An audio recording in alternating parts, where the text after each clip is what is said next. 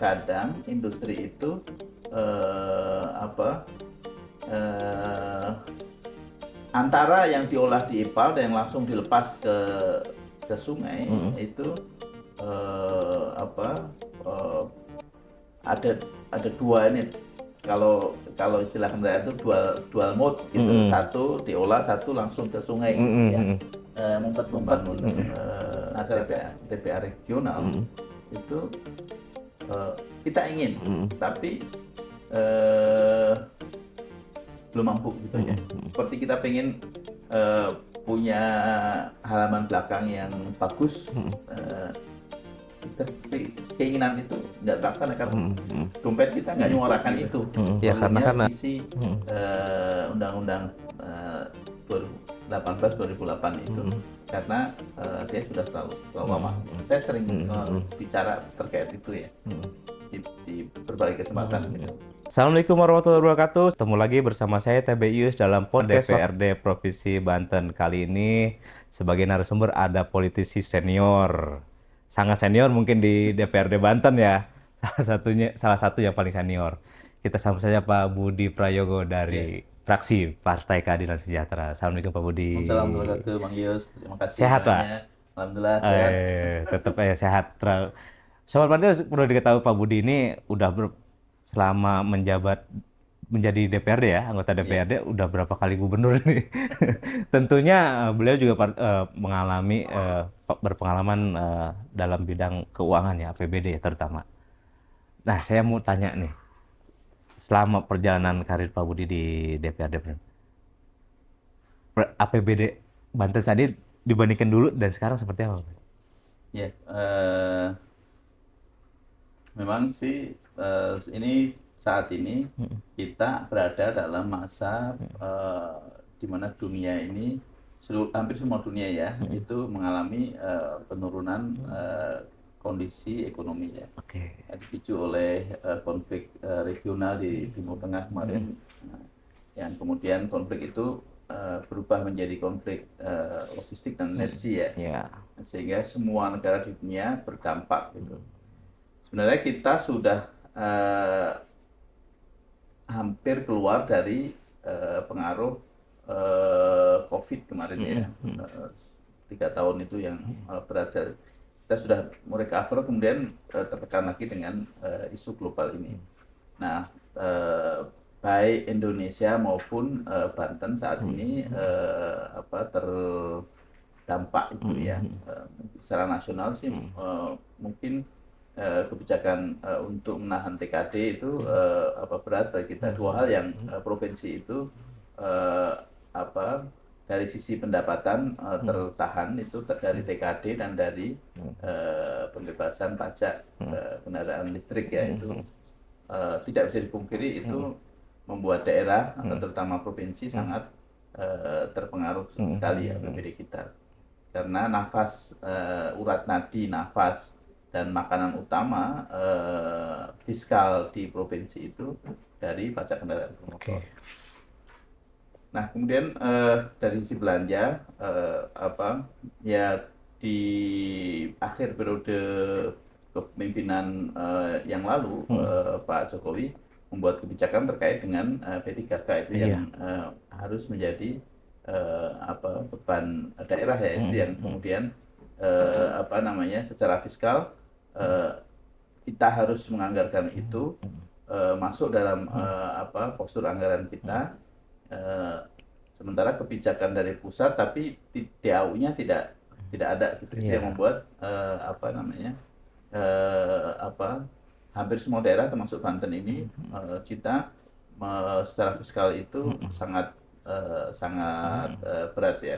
Bertahanlah kalau bahasa Pak Presiden saat ini kita survival. Nah, sekarang ini kita lagi benar-benar survival. Benar-benar bertahan dari gempuran-gempuran. Iya, dari segala macam ya. Segala macam ya. Tapi ada hal yang menarik nih terkait tadi ada 2 poin penting yang tadi Pak Budi sampaikan, ada P3K dan mobil listrik nih. P3K menjadi beban daerah karena mungkin awalnya semangatnya daerah berharap P3K ini di anggaran untuk Ya penggajinya DAU dari oleh DAU. DAU atau Eh, enggak dari pusat lah gitu kan. ya, Ternyata harus di daerah. Akhirnya kan ya, belanja pegawai membengkak. ya, Ditambah mobil listrik tidak ada pajak. iya, Plus satu aturan beberapa tahun yang lalu opsi pajak. iya, Banten sudah dan ya, kehilangan banyak sekali dari opsi pajak ini. betul, betul. Boleh ditanggapi terkait ya itu. Ya, sebenarnya sih kalau option, ya kita ada plus ada minus ya. Ya. Tidak semuanya Hmm. option itu minus buat provinsi. Dan pandangan saya, Hmm. kelebihan option itu eh, kita tidak lagi terbebani oleh bagi hasil Oke. untuk pajak kendaraan Ya. bermotor. Hmm. Jadi pajak kendaraan bermotor ya sudah dianggarkan sendiri oleh kabupaten. Hmm. Kita provinsi hanya menganggarkan yang memang akan kita pakai gitu. Hmm. Dari sisi itu saya melihat option ini punya kelebihan ya. Hmm. Karena daerah tuh mengambil posisi sendiri dari pajak. Eh, dan semestinya daerah punya tanggung jawab yang sama besarnya untuk menggali potensi pajak di kendaraan ya, Hmm. pajak kendaraannya. Sehingga kerjanya bareng-bareng gitu untuk Hmm. mendapatkan pajak itu. Ini jadi kelebihannya ya. Hmm. Meskipun dari sisi negatifnya angka pajaknya jadi Hmm. lebih tinggi Hmm. dari yang sebelumnya.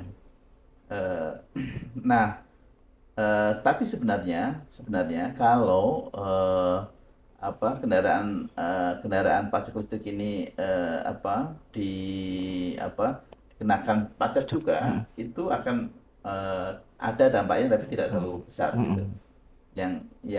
Yang signifikan adalah Hmm.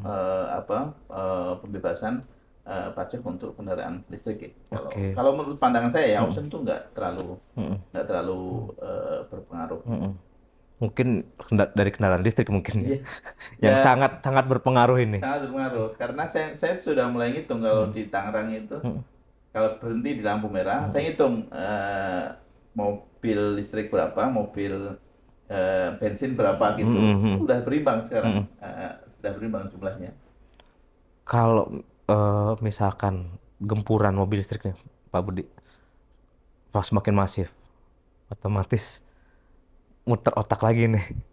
Ya, tapi saya Hmm. berkeyakinan Hmm. pemerintah pusat Hmm. pada titik tertentu akan melonggarkan ini ya. Hmm. Saya berkeyakinan Hmm. Pak Prabowo pasti akan melonggarkan terkait dengan ini ya. Cuman memang tidak tidak sekarang ya, Hmm. tidak Hmm. sekarang. Eh, apa Entah 2 3 tahun atau 4 tahun ke depan sih pemerintah pusat pasti akan Hmm. akan merevisi Hmm. kebijakan ini gitu. Hmm. Eh, nah memang kita tunggu aja dari ini Hmm. karena filosofinya kan semua yang menggunakan jalan Hmm. itu harus ikut bertanggung jawab atas pembangunan dan pemeliharaan jalan Hmm. itu Hmm. gitu kan. Kalau mobil bensin pakai jalan, mobil listrik pakai jalan, nah pasti sih Hmm. logika logika sederhananya Hmm. semuanya memiliki kewajiban yang sama Hmm. atas Harusnya kena pajak pajak. ya gitu Cuma kira-kira. mungkin alokasinya aja, berapa persentasenya yang berbeda mungkin. Ya, ya, Karena kan kalau mobil listrik energi terbarukan dan nggak akan ya, habis listrik ya, soalnya. Tiap hari bisa dari panas matahari juga bisa menghasilkan ya. listrik. Tapi kalau bensin Meskipun kan, sekarang masih dari batu bara juga, iya tetap ada bara juga. fosil-fosil kena ya. Nah, ditambah kan untuk fasilitas-fasilitas memang belum terlalu masif ya untuk fasilitas Ya, chargingnya juga, charging listriknya. Jadi itu kan pasti membutuhkan biaya lagi untuk ya. pengadaan. Kalau Tapi dari sisi, sekarang banyak mobil listrik juga yang sudah mulai hy- dual mode ya istilahnya, bukan mm, hybrid. Mereka nggak mm, mau sebut hybrid tapi mm, dual mode. mm, Dicas bisa, diisi bensin bisa gitu. mm, Dan kayaknya ke depan itu akan mm, menjadi pilihan yang menarik mm, bagi ini ya, bagi pengguna kendaraan ya. mm, Di samping mm, mobil murni listrik mm, mm, gitu. mm. Iya, yang hal menarik di sini yang harus digarisbawahi ketika energi terbarukan digembar-gemborkan, tapi pajaknya nggak ada gitu. Ya itu yang Itu yang ini akhirnya jadi menjadi ya. dilema tersendiri. Nah, oke kita lanjut lagi ke persoalan yang lagi rame hari ini terkait pencemaran lingkungan. Ya. Beberapa waktu lalu, terutama di wilayah Kabupaten Serang, Sungai Ciujung menghitam. Ya. Banyak pihak mendesak pemerintah segera eh, menindak tegas apakah ada dugaan pencemaran. Kabar terakhir LH mengungkapkan ada salah satu perusahaan yang terindikasi mencemari Ciujung. Tanggapannya gimana? Ya, memang masalah lingkungan ini serius ya, Mm, apa hal yang mesti kita tangani mm, secara serius karena apa kita ingin membangun provinsi ini itu berkelanjutan mm, sampai nanti anak kita, cucu kita, cicit kita itu mm, kan punya hak untuk mm, tinggal di provinsi kita ya. mm, Nah, kalau kita rusak alamnya sekarang, nanti kita akan mewariskan masalah kepada generasi penerus kita gitu. mm, Nah, memang oleh karenanya apa perlu tindakan yang tegas dari dinas, dari mm, Pemprov terhadap pelanggaran itu mm, gitu, supaya ada efek jerah.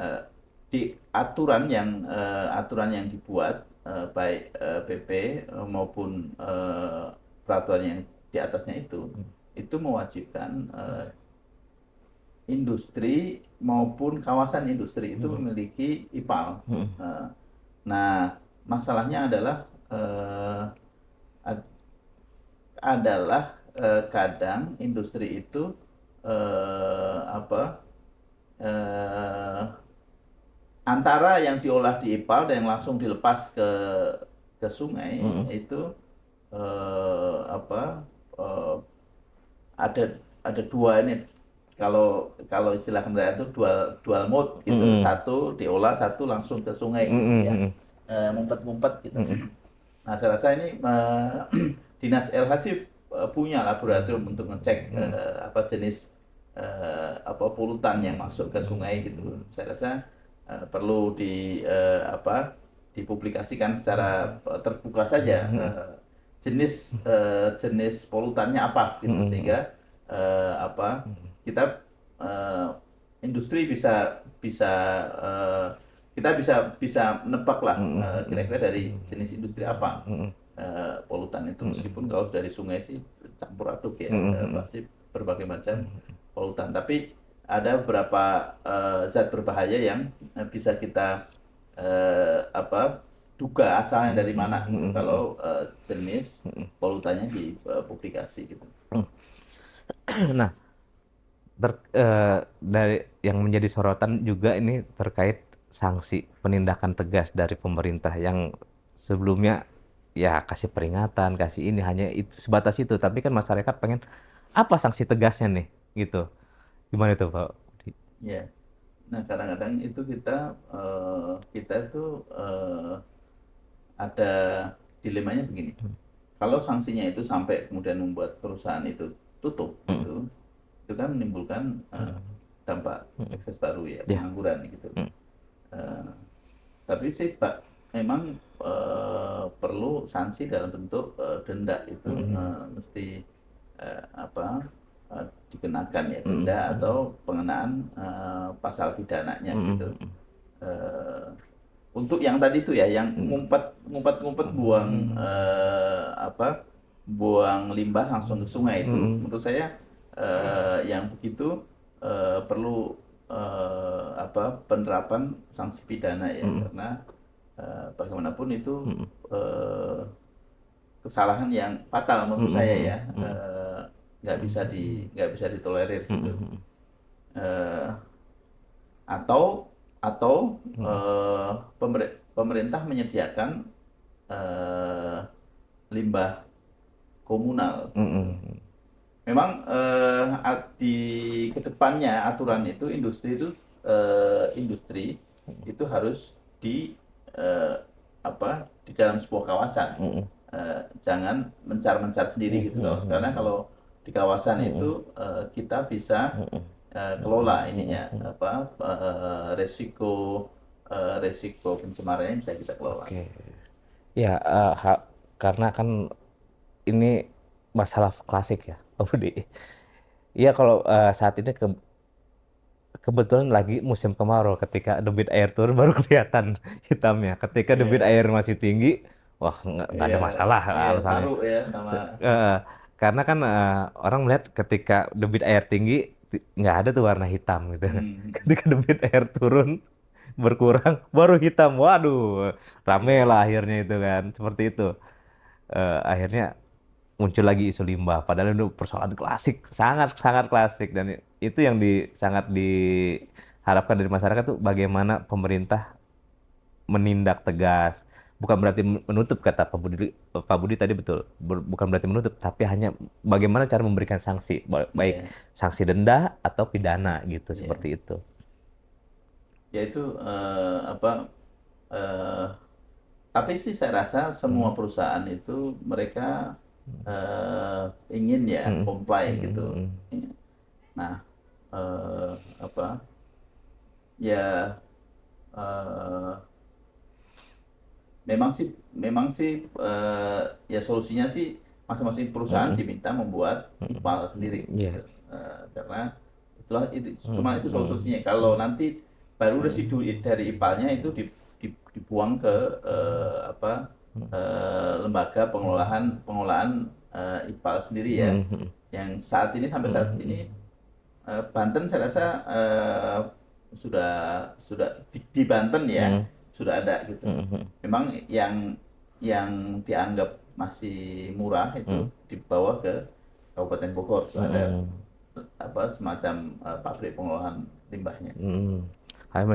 Masih di persoalan lingkungan. Dari awal tahun sih paling ramai itu persoalan sampah, Pak Budi. Iya, iya, Kebetulan Pak Budi kan daerah dapilnya Tangerang Selatan ya. iya, iya, Sangat-sangat menjadi sorotan waktu itu di daerah Tangerang Selatan, sampah menumpuk di iya, setiap sudut kota. Tanggapannya gimana, Pak Budi? iya. Saya tuh dari 2016 Nah. saya tuh sudah nyusun disertasi Hmm. tentang sampah ya. Hmm. Selesai 5 tahun saya Hmm. mengkaji itu. Hmm. Eh, apa dan dalam kajian saya itu akan ada bom waktu terkait Hmm. dengan sampah. Hmm. Dua hal, masalah fisiknya, yang kedua masalah eh, karbon Hmm. karbon tracingnya Hmm. gitu. Karena sampah itu di samping dia secara fisik itu memiliki masalah Hmm. bau dan sebagainya Hmm. ya, dia juga memproduksi apa namanya eh, memproduksi eh, Metan, apa gas metan. metan Ya. gas metan ya yang dia membuat membuat ozon itu kemudian berkurang ya Hmm. karena Hmm. tarik ke situ. Hmm. Nah, eh, kalau sekarang ini memang tuh ada plus minus ya. Hmm. Apakah dibakar atau Hmm. pakai cara lain ya. Hmm. Tapi yang paling cepat itu menurut saya dibakar ya. Hmm. Nah, cuman kalau dibakar itu pasti Hmm. produksi karbonnya Hmm. besar gitu. Ya. Nah, tapi memang semestinya ya dalam, Hmm. dalam pandangan saya Hmm. semestinya eh, kita ikut apa yang dilalui oleh Hmm. negara-negara modern. Hmm. Negara-negara modern itu sebelum membuat Hmm. instalasi pengelolaan TPSA. sampah yang Hmm. ramah karbon, itu semua negara itu pasti dibakar Hmm. menggunakan insinerasi ya. Hmm. Nah, menurut saya, pandangan saya, kita kaji kembali. Kalau memang kita belum mampu untuk apa namanya merubah sampah menjadi energi, eh, kita kita selesaikan dulu masalah sampahnya. Gitu. Eh, PTSL, PTSL, PTSL, ya kita berharap ya PTSL ini segera dibangun dan bisa dilaksanakan ya. Tapi itu kan butuh waktu. Eh, Pembangunan itu 2 sampai 3 Tiga tahun tahun ya. betul. Dan itu sepanjang 3 tahun itu kan sampah nggak berhenti gitu. Iya. Memang kalau mau mau selesai itu komprehensif, Mm-mm. nggak cuman Mm-mm. memikirin TPA-nya, Mm-mm. tapi di sisi apa hilirnya Mm-mm. di rumah tangganya Mm-mm. itu mesti di membangun mekanisme penyelesaian sampah gitu. Mm-mm. Kayak bank sampah mungkin ya. Bank sampah Mm-mm. di apa namanya di Purwokerto Mm-mm.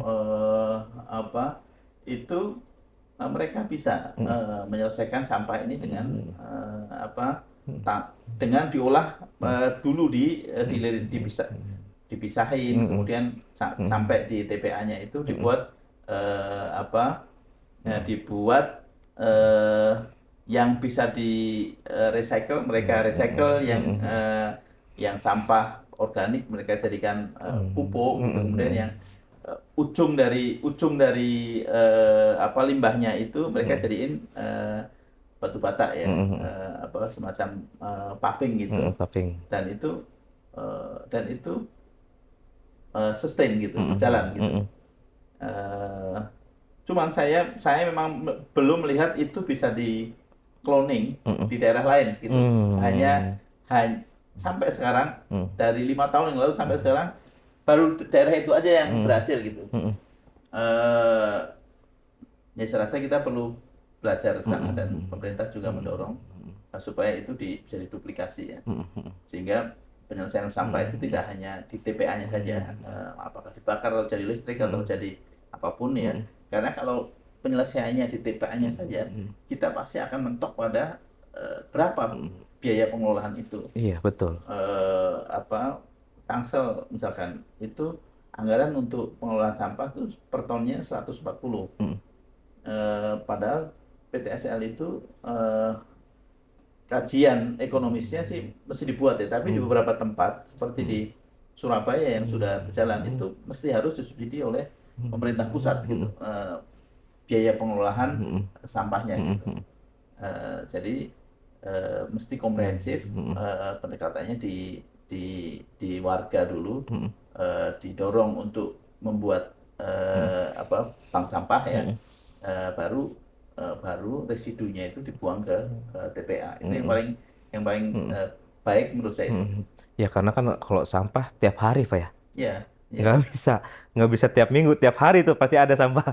Minimal satu rumah itu 2 kilo lah. ya. Minimal itu sampah 2 kilo itu sampah rumah tangga itu. Kali kan berapa di satu komplek misalkan 100 rumah Di disertasi lumayan. saya tentang sampah Hah. itu kesimpulannya satu, Hmm. perlakuan negara terhadap Hmm. sampah Hmm. itu apa dianggap Hmm. sebagai sesuatu yang eh, kurang begitu penting. Hmm.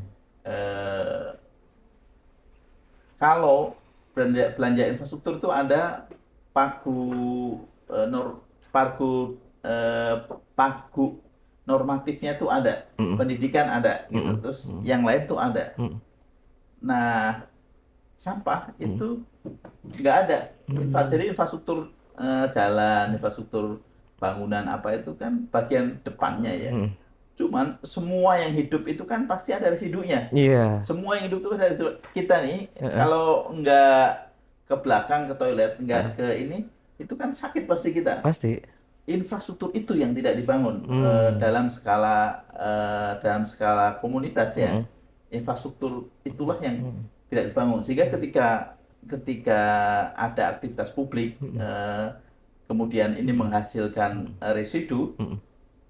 Nah, residunya ini Hmm. ketika tidak dikelola dengan baik melalui Hmm. infrastruktur yang baik, Hmm. yang akan jadi bom. Sangat-sangat jadi bom waktu. Contohnya kemarin yang terjadi di TPS Tangerang yang terbakar itu kan Kebakaran ya, metan ternyata. iya, iya, Karena gas metan yang tertumpuk di bawah, iya, musim panas, musim ada panas, percikan dikit langsung iya, keluar dan kebakaran hebat. itu Hampir 1 minggu. nggak usah orang pemulung lempar rokok ya itu Iya, karena mungkin gesekan ranting aja bisa iya bisa, sangat jadi bisa. pemicu kan. Ya karena apalagi masih open dumping. Iya, Eh, iya. dan perlu nggak sih provinsi membangun TPS terpadu? Ya sebenarnya itu di kita ada TPS regional. Hmm. Eh, eh, tapi bang, Hmm. dengan kondisi fiskal yang sekarang Hmm. ini nggak mampu kita Hmm. membangun itu nggak mampu. Hmm. Nah, kita cuma punya belanja modal itu 1,5 triliun untuk semua dinas itu. Hmm. Kalau harus membangun TPA regional Hmm.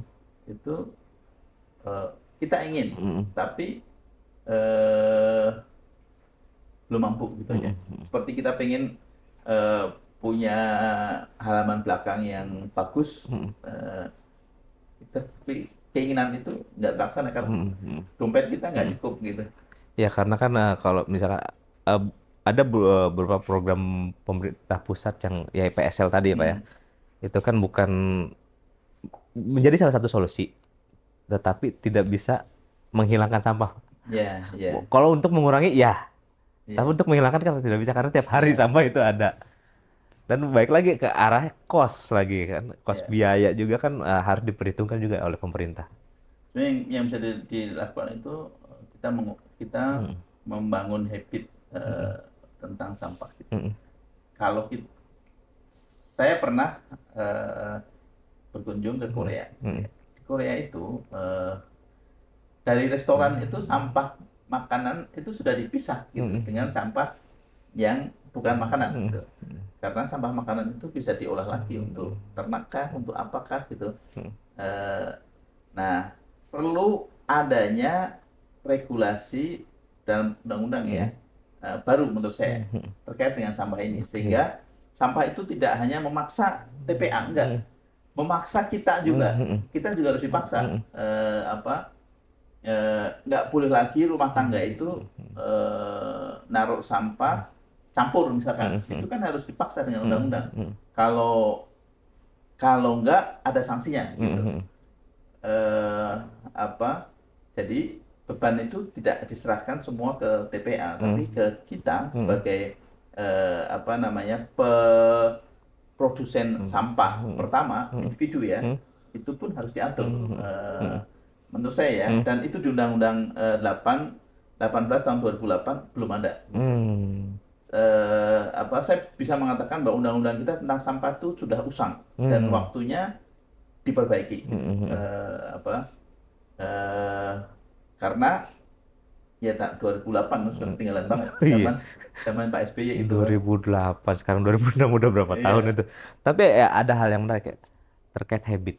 Ini kan merubah pola mindset masyarakat ini iya. perlu effort yang cukup-cukup usaha Besar. yang besar karena masih ada ketika sudah disosialisasi jangan buang sampah sembarangan masih ada ke Iya. sungai masih ada yang ke halaman-halaman lahan kosong padahal udah sampai kadang yang punya lahan nempelin spanduk jangan dilarang buang sampah kadang ada buang sampah disumpahin ini gitu kan Iya. tapi akhirnya pola mindset itu tidak berubah itu kan butuh effort Karena yang ini. normanya nggak kuat. Hmm. Normanya nggak kuat. Hmm. Norma yang kuat di negara itu ya undang-undang. Hmm. Eh, di bawah konstitusi itu ya Hmm. undang-undang. Hmm. Yang di undang-undang itu ada unsur memaksanya. Hmm. Itulah kenapa perlunya pasal pidana itu Oke. untuk memaksa perilaku orang Hmm. berubah gitu. Hmm. Eh, apa dan kenapa kita kalau ke Singapura itu apa bungkus permen aja kita kantongin kan, karena Hmm. kalau mau buang itu kena ada pidananya di Hmm. sana Denda gitu, ya. dendanya. Hmm. Nah, itulah kenapa perlunya undang-undang itu kita itu Hmm. dilihat lagi karena Hmm. sudah kelamaan, Hmm. Hmm. 2008 8. itu sudah Hmm. kelamaan gitu. Hmm. Sehingga perlu dilihat lagi ini masih Hmm. relevan nggak dengan Hmm. situasi Hmm. sekarang gitu. Hmm. Saya sudah melihat berkali-kali undang-undang itu Hmm. dan saya pastikan tidak Hmm. relevan dengan Hmm. situasi yang sekarang Hmm. gitu ya.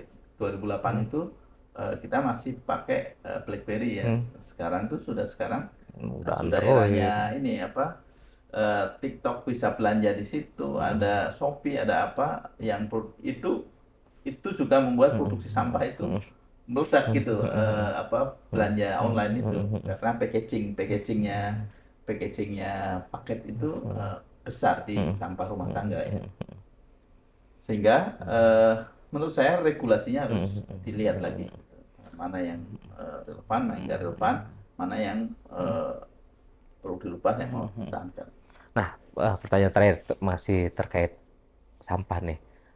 Uh, Bisa nggak sih DPRD mengusulkan ke pusat agar undang-undang itu dirubah, direvisi ini? Ya, sebenarnya disertasi saya itu profesor saya mengatakan ini disertasi ini sekaligus naskah akademik untuk usulan perubahan Undang-Undang 18 tahun 2008 ya. Karena sudah banyak aspek yang dibahas di sana. Nah, kita di forum-forum resmi ini ya mengusulkan melalui dinas sebenarnya, karena mereka yang berkomunikasi dengan kementerian LH ya. Paling yang kita lakukan itu kalau DPRD kan mitraan kita kan dengan pemerintah provinsi ya, mereka yang berhubungan dengan kementerian LH. Tapi kita juga menyuarakan itu perlunya revisi Undang-Undang 2018-2008 itu, karena dia sudah terlalu lama. Saya sering bicara terkait itu ya di berbagai kesempatan gitu. Cuman kan kewenangan kita itu di Perda gitu, undang-undang di pusat. Kalau misalkan dari jalur partai, misalkan dari fraksi yang di DPR RI, kemungkinan bisa nggak mengusulkan itu? Ya, saya melalui ketua fraksi partai saya PKS itu saya usulkan, dan beliau juga hadir di sidang terbuka saya dan guru besar saya mengatakan bahwa ini sekaligus usulan kepada Pemerintah gitu untuk segera merevisi. ya, untuk jadi naskah akademis buat revisi Undang-Undang 18 tahun 2008 itu gitu. Oke, terima kasih Pak Budi. Sudah di setengah jam kita ngobrol-ngobrol nih. Iya. Demikian podcast Wakil Rakyat bersama DPRD Provinsi Banten. Saya TB Yus dan Pak Budi. Iya, Bang Yus. Mohon pamit. Sampai jumpa di podcast Wakil Rakyat selanjutnya. Assalamualaikum warahmatullahi wabarakatuh. Waalaikumsalam warahmatullahi wabarakatuh.